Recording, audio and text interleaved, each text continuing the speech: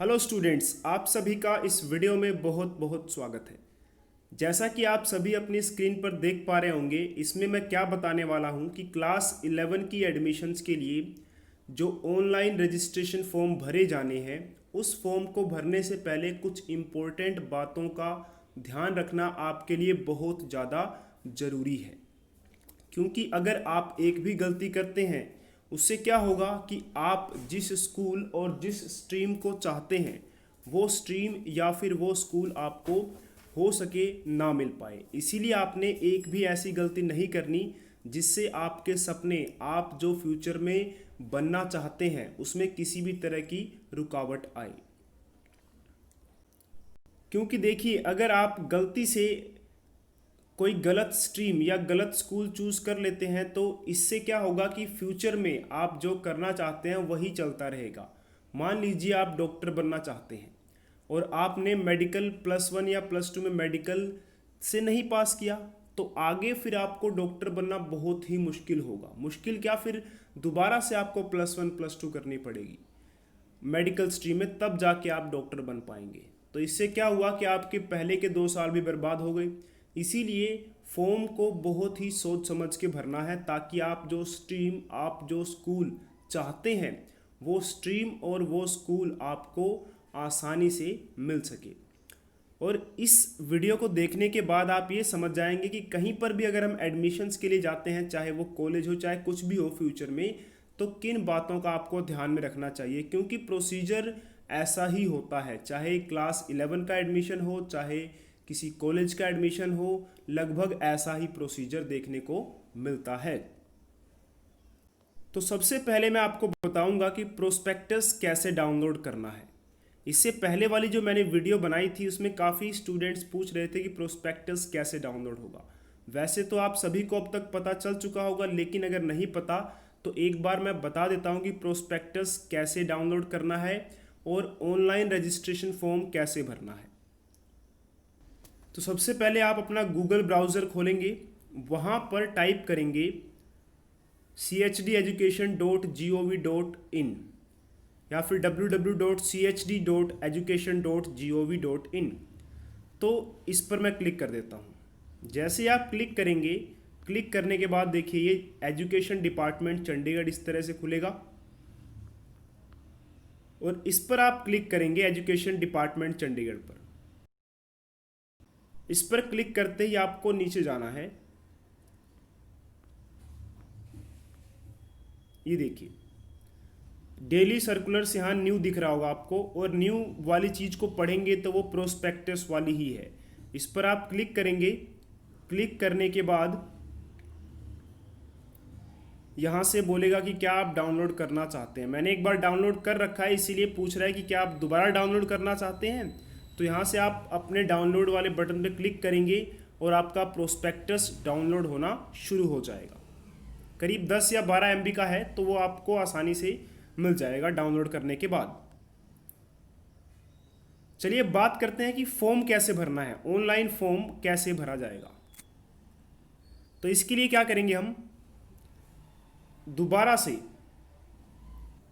से हम उसी साइट पर जाएंगे chdeducation.gov.in पर। नीचे अगर आप आएंगे, यहाँ पे देखिए ऑनलाइन रजिस्ट्रेशन फॉर्म दिखाई दे रहा होगा आपको, ये रहा।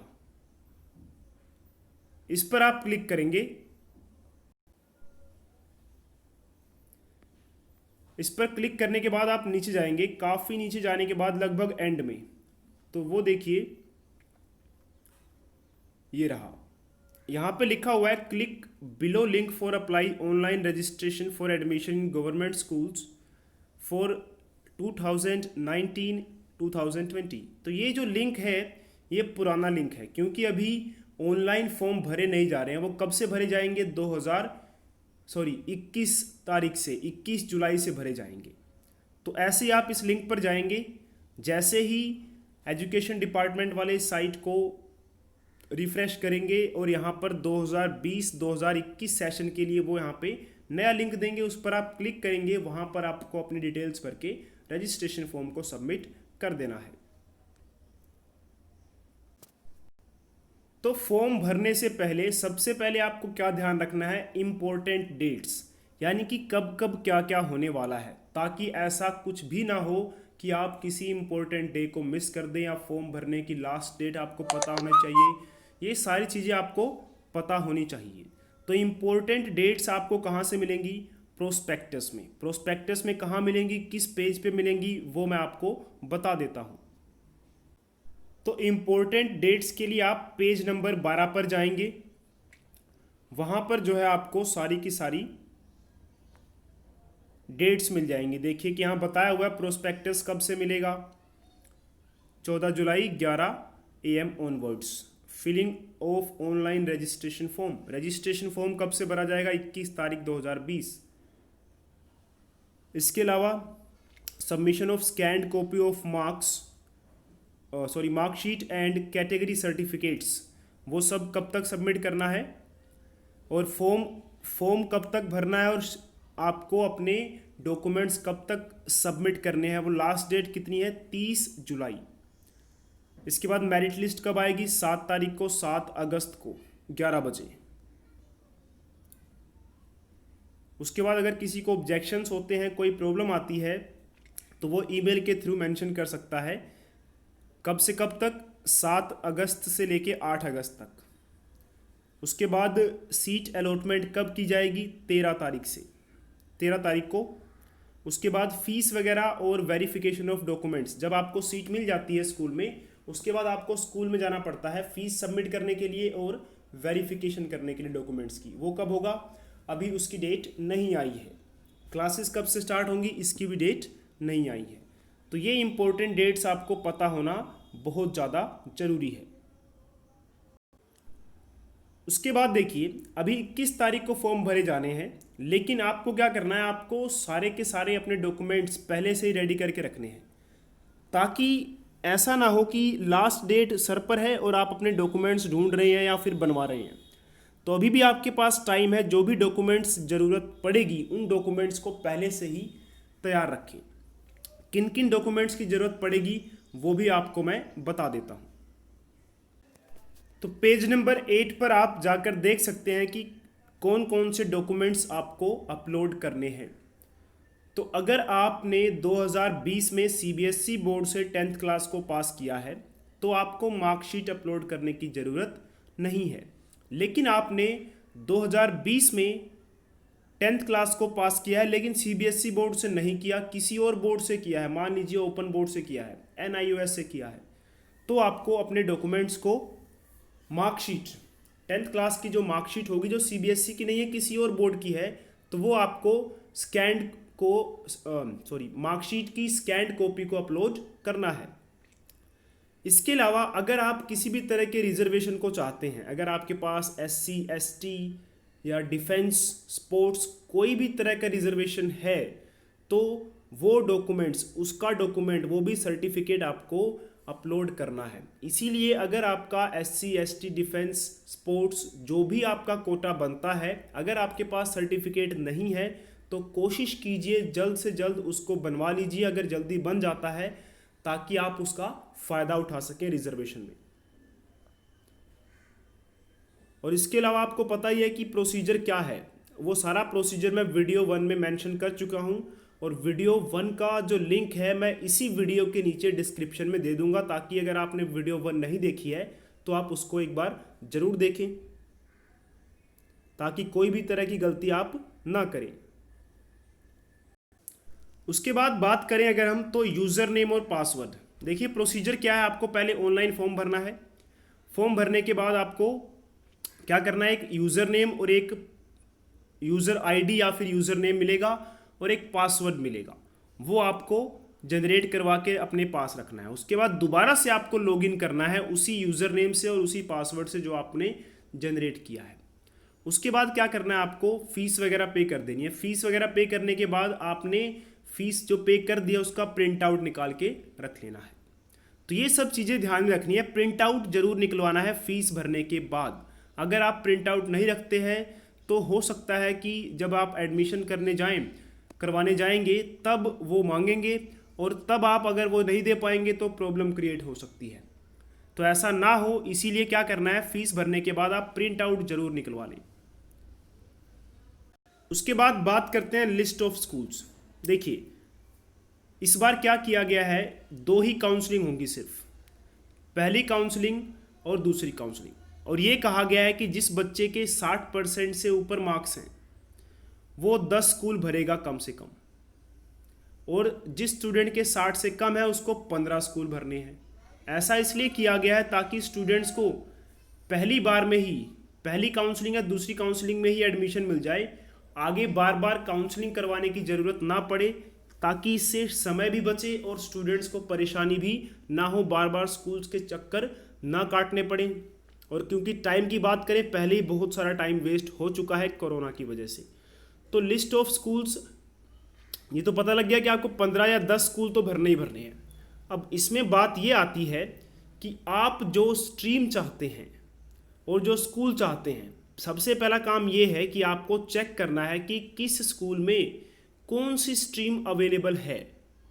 जो स्ट्रीम आप चाहते हैं उस स्कूल में है भी या नहीं।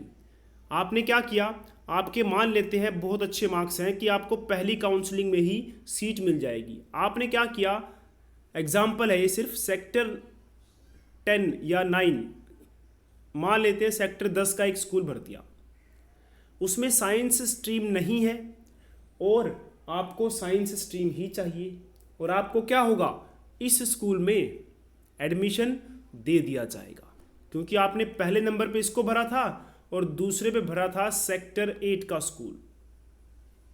फर्स्ट चॉइस और सेकंड चॉइस आपके इतने अच्छे नंबर थे कि उन्होंने क्या किया, आपने जो पहले नंबर पे स्कूल भरा था उसी में आपको एडमिशन दे दी, लेकिन वहाँ पे साइंस स्ट्रीम तो है ही नहीं। लेकिन आपको क्या चाहिए थी, साइंस स्ट्रीम। तो हुआ क्या, आपने सिर्फ स्कूल देखा, आपने ये तो देखा ही नहीं वहाँ पे वो स्ट्रीम है भी या नहीं है। तो ये देखना बहुत ज़्यादा ज़रूरी है, क्योंकि उसके बाद माइग्रेशन करवाना पड़ेगा आपको, और अगर माइग्रेशन नहीं हुई तो सोचिए आपको क्या करना पड़ेगा, या तो एडमिशन कैंसिल करवानी पड़ेगी या फिर आपको साइंस स्ट्रीम के बिना ही +1 करनी पड़ेगी, जिससे आपका फ्यूचर बहुत ज़्यादा अफेक्ट होगा। तो स्कूल्स की जब लिस्ट भरनी है, आपको 15 या 10 स्कूल भरने हैं, सबसे पहले नंबर पे वो स्कूल भरिए जिसमें आप जाना चाहते हैं, और स्कूल्स को पहले देख लीजिए कि किस स्कूल में कितनी सीटें हैं और कौन कौन सी स्ट्रीम वहाँ पर है, जो स्ट्रीम आप चाहते हैं वो वहाँ पर है या नहीं। क्योंकि एडमिशन कैसे दी जाती है, सबसे पहले आपका पहले नंबर वाला स्कूल देखा जाएगा, आपने पहले नंबर पे कौन भरा है। अगर वहाँ आपको एडमिशन मिल रही होगी तो वहाँ दे दी जाएगी, अगर नहीं तो फिर दूसरी देखी जाएगी, दूसरी चॉइस आपकी ये है। ऐसी मान लेते हैं तीसरी चॉइस आपने क्या भरी थी, सेक्टर 46। तो अगर आपको दूसरी वाली स्कूल में भी एडमिशन नहीं मिल पा रहा तो आपको तीसरे वाले नंबर के स्कूल में एडमिशन दिया जाएगा। तो इस तरह से प्रोसीजर होता है, हर जगह ऐसे होता है, चाहे कॉलेज हो चाहे कुछ भी हो। ऐसा ना हो कि आप जिस स्कूल में जाना नहीं चाहते उसको आप पहले नंबर पे भर दें। अगर ऐसा आपने किया तो गलती से, मान लेते हैं अगर आपने सेक्टर 50 वाले स्कूल में जाना ही नहीं है, उसको आपने पहले नंबर पे भर दिया, तो क्या होगा, वो सबसे पहले सेक्टर 50 जो आपने सबसे पहले नंबर पे डाला है वहाँ चेक करेंगे, अगर वहाँ सीट खाली है तो आपको वहीं रख देंगे, और उसके बाद बहुत सारी परेशानियां झेलनी पड़ेंगी आपको, क्योंकि आप उस स्कूल में जाना ही नहीं चाहते थे। आपने तो इसलिए भरा था क्योंकि 15 या फिर 10 स्कूल भरने थे। इसलिए स्कूल्स की जो लिस्ट है वो बहुत ही सोच समझ कर डालिएगा। और अब मैं बताता हूं कि आपको स्कूल्स कैसे डिसाइड करने हैं। पेज नंबर 21 के बाद आपको स्कूल की लिस्ट ही मिलेंगी। जैसे कि देखिए यहां पर आपको दिख रहा होगा, सेक्टर 8 वाला जो स्कूल है वहाँ पे मेंशन है स्पेशली कि नंबर ऑफ सेक्शंस। साइंस की अगर हम बात करें, साइंस में कुल 2 सेक्शन है और टोटल सीट्स कितनी है, 110। और कॉमर्स की बात करें वहाँ पे सिर्फ 1 सेक्शन है, और आर्ट्स की बात करें वहाँ 4 सेक्शन है और सीट्स कितनी है, 240। और यहाँ पे स्किल कोर्सेज या फिर इलेक्टिव कोर्सेज कौन कौन से अवेलेबल हैं, fashion studies, design, textile design, ये सब हैं। इसकी फुल फॉर्म आप ऊपर देख सकते हैं, ऊपर वाले पेज में दी होगी। ऐसे ही सेक्टर 10 में साइंस की स्ट्रीम अवेलेबल है, 2 सेक्शंस हैं यहाँ पे, कॉमर्स यहाँ पे नहीं है। अगर आप कॉमर्स लेना चाहते हैं तो सेक्टर 10 ना ही भरें तो अच्छा है, क्योंकि वहाँ पर तो है ही नहीं। तो इस तरीके से आपको क्या करना है, ये सारी की सारी लिस्ट जो दे रखी है पेज नंबर 21 के बाद, वो सारी पहले अच्छे से देख लेनी है। उसके बाद ही आपको स्कूल वाली लिस्ट भरनी है। इसके अलावा ये बात का भी ध्यान रखना है कि सब्जेक्ट कॉम्बिनेशंस कैसे हैं। इसको कैसे समझेंगे हम, देखिए सेक्टर 8 की अगर हम बात करें तो सेक्टर 8 में साइंस स्ट्रीम थी, तो साइंस स्ट्रीम में आपको कौन कौन से सब्जेक्ट ऑफर किए जाएंगे, फिजिक्स, केमिस्ट्री, बायो या फिर मैथ, और इसके साथ जो नेक्स्ट सब्जेक्ट है वो कंप्यूटर साइंस या फिर फिजिकल एजुकेशन। इंग्लिश तो कंपलसरी ही है, तो साइंस स्ट्रीम में आपको ये सब्जेक्ट्स मिल सकते हैं। अगर हम बात करें कॉमर्स की, कॉमर्स में क्या क्या अवेलेबल है सेक्टर 8 में, अकाउंटेंसी, बिजनेस स्टडीज़, इकोनॉमिक्स, ये तो खैर 3 सब्जेक्ट होंगे ही होंगे। इसके अलावा मैथ्स और फिजिकल एजुकेशन वहाँ पर अवेलेबल होगा आपको कॉमर्स स्ट्रीम लेते हैं तो। ऐसे अगर आप ह्यूमैनिटीज़ स्ट्रीम लेते हैं तो हिंदी, फिजिकल एजुकेशन, पंजाबी, इनमें से कोई एक, economics, pol science, sociology, history, इनमें से कोई 2, मैथ्स, फाइन आर्ट्स, इसके बाद HSC है, कंप्यूटर साइंस है, तो इनमें से कोई एक। तो इस तरह से आपको सब्जेक्ट कॉम्बिनेशंस भी जरूर देखने हैं कि कौन कौन से सब्जेक्ट किस किस स्कूल में अवेलेबल हैं, ताकि आपके लिए स्कूल्स को चूज़ करना इजी रहे।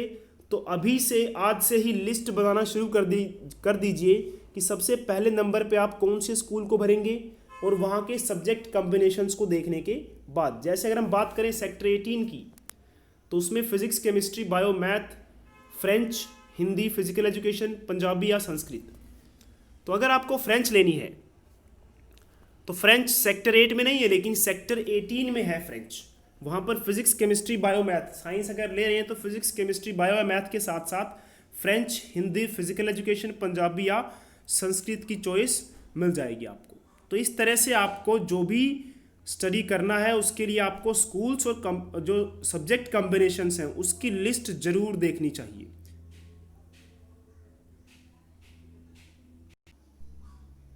इसके अलावा आपको जनरल कंडक्ट ऑफ रूल्स ये भी ज़रूर देखने हैं, और ये किस पेज नंबर पर है ये भी आपको मैं बता देता हूँ। जनरल कंडक्ट ऑफ रूल्स की लिस्ट आपको पेज नंबर 15 में मिल जाएगी। यहाँ से आप इसको देख सकते हैं, और इसको पढ़ना भी बहुत ज़रूरी है ताकि आपको फ्यूचर में कोई दिक्कत ना हो। इसमें ये सब बताया गया है कि आपको स्ट्रीम चेंज करवानी है तो स्ट्रीम चेंज हो सकती है, नहीं हो सकती, माइग्रेशन हो सकती है, नहीं हो सकती, कोई ऑप्शनल सब्जेक्ट आपने लिया है, तो उस सब के बारे में इसमें डिटेल में है। चलिए एक बार मैं आपको थोड़ा ओवरव्यू दे देता हूँ, इसमें मेन पॉइंट्स कौन से आपके लिए।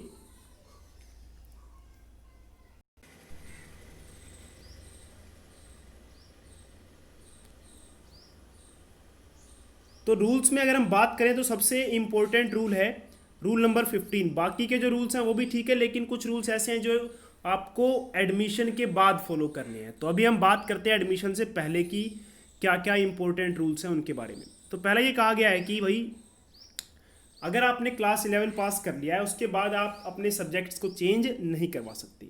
और दूसरा ये कहा गया है कि अगर आप क्लास 11 में अगर कोई सब्जेक्ट नहीं पढ़ा और उसको पास नहीं किया तो क्लास 12 में आपको वो सब्जेक्ट नहीं मिलेगा। तीसरा ये कहा गया है कि जो हेड ऑफ द इंस्टीट्यूशन है, आपके स्कूल का जो प्रिंसिपल है, अगर वो चाहे तो 31 अक्टूबर से पहले पहले आपके सब्जेक्ट्स को चेंज करवा सकता है, लेकिन वो हेड ऑफ द इंस्टीट्यूशन पर डिपेंड करेगा। तो इसके लिए अगर मान लेते हैं आपने साइंस स्ट्रीम ले लिया, आपको मुश्किल लग रही है, तो आप 31 अक्टूबर से पहले पहले आप अपने प्रिंसिपल को रिक्वेस्ट कर सकते हैं, तो वो जो है आपके सब्जेक्ट्स को चेंज करवा सकते हैं अगर पॉसिबल हुआ तो। इसके बाद ये कहा गया है कि आप सब्जेक्ट्स या स्ट्रीम को चेंज करवा सकते हैं अगर आप +2 में फेल हो जाते हैं। मान लेते हैं, सॉरी आप फेल बिल्कुल भी नहीं होंगे, अगर मान लेते हैं कि गलती से कोई बच्चा फेल हो जाता है क्लास +2 के एग्ज़ाम में, अगर वो मेहनत नहीं करता तो। अब मान लेते हैं उसने साइंस स्ट्रीम ली है, वो साइंस स्ट्रीम नहीं कर पा रहा, पढ़ नहीं पा रहा, उसको मुश्किल लगती है, तो क्लास +2 में फेल होने के बाद अगर वो चाहे तो इस स्ट्रीम को चेंज करवा सकता है कॉमर्स में, और कॉमर्स से फिर अगर कॉमर्स में मुश्किल लग रही है तो वो ह्यूमैनिटीज़ भी ले सकता है, लेकिन उल्टा नहीं होगा। यानी कि अगर आप ह्यूमैनिटीज़ में फेल हैं तो आप कॉमर्स में नहीं जा सकते, या कॉमर्स में फेल हैं तो ह्यूमैनिटीज़ में आ सकते हैं लेकिन वापस साइंस में नहीं जा सकते। यानी कि साइंस फिर कॉमर्स फिर ह्यूमैनिटीज़। आप साइंस से कॉमर्स में आ सकते हैं, कॉमर्स से ह्यूमैनिटीज़ में, लेकिन वापस नहीं जा सकते।